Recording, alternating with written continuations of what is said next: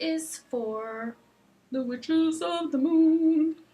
And we are supposed to this week share some spells. Ooh.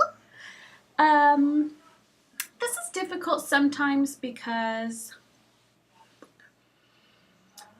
well, usually spells that people have in their Book of Shadows or that they use or whatever. So I got lots of hair and it was pulled back, but I got a headache. Usually are pretty personal, to be honest with you.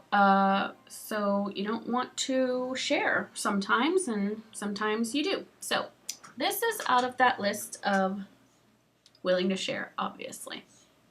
That being said, the first spell that I'm going to share with you guys is called a red knot spell, or red cord spell, I guess, technically this one.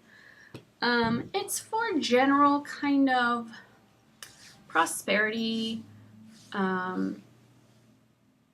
happiness, just kind of general well-being. And I'm going to be reading it straight from my Book of Shadows here. And what you do is you take a red cord. You could use a ribbon too if you wanted something red. It's about 12 inches long. And you're going to tie 4 knots in it, uttering these words as you go along. You're going to say a knot for luck, 2 knots for wealth, knots for love, and 4 knots for health. So there you go, a little sneaky peek. It's for luck, wealth, love, and health.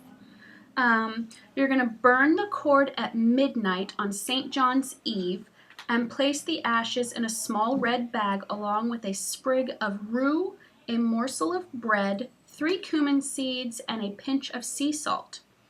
You're going to sew the bag shut with red thread and then recite the following incantation. I sew this bag for luck and wealth with string of red for love and health, that I may keep by night and day woe and sickness far away. I'm going to bury the bag in a flower pot and place in a window facing east. This is a perfect example of how specific and unspecific I like my spells to be. I like it to be easily done, but still be pretty detailed and specific. This is a spell that I found on the internet. I don't remember when. And I kind of tweak it myself because, to be honest with you, for example, something out of here, St. John's Eve, I usually don't do that because, to be honest with you, I don't know when St. John's Eve is. So I kind of just do it whenever. The rest of it, I always do. You know, I always follow along. All right, this is the second spell that I'm sharing for the Witches of the Moon group. This one is called a Spellbreaker. With this one, you'll need a banishing incense, a purple 7-knob candle, anointing oil made of either chili pepper, flying devil oil, jinx removing oil, or any kind of Spellbreaker oil.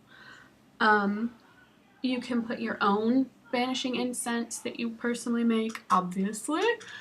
Or you can buy it. You know, there's a lot of people. I would just make sure that you get it from someone. My back really hurts today. From someone that you trust. You're going to cast the circle and call the quarters if you do that. I personally do not do that because I, just for myself, think it's unnecessary to cast a circle all the time. What a waste of time. I do not have time for that nonsense. Not that it's nonsense, you circle sensitivity sallies. I just don't. And I don't always call the quarters. Sometimes I do, sometimes I don't. It's unnecessary to me in my practice.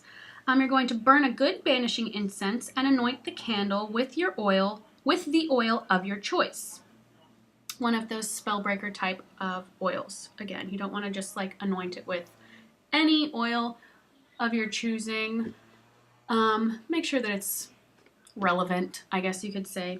Light the candle and focus on the flame. See the spell cast upon you, burning away and going into the earth. See yourself free of the curse and say, quote, Mystic powers of wax and flame, let the spell be now reversed. remove its power from my mind, send it back to whence it came. Obviously, that would be if someone else has like cast a spell on you or cursed you in some way, or you think so. I like this one because it's vague, you know, because sometimes, you know, you can feel like maybe someone's put some bad juju on you, but you don't know necessarily who exactly it is, because I have one that's a lot more specific as far as it utilizes that person's name, and you have to have something of that person's, which in my experience is not very helpful because usually I won't have something of that person's, but it does make it a little more potent. But this one's more vague. You can just envision whoever, you know, a faceless person embodying someone, meaning you, ill. Now, if it's your own spell that you need to break because the situation has changed or something new has come to light or whatever, you know, you're like, I gotta take it back, I take it back. You say, power of the spell be broken, weaker and weaker it grows. Return to the earth the power, remove it now and in future hours.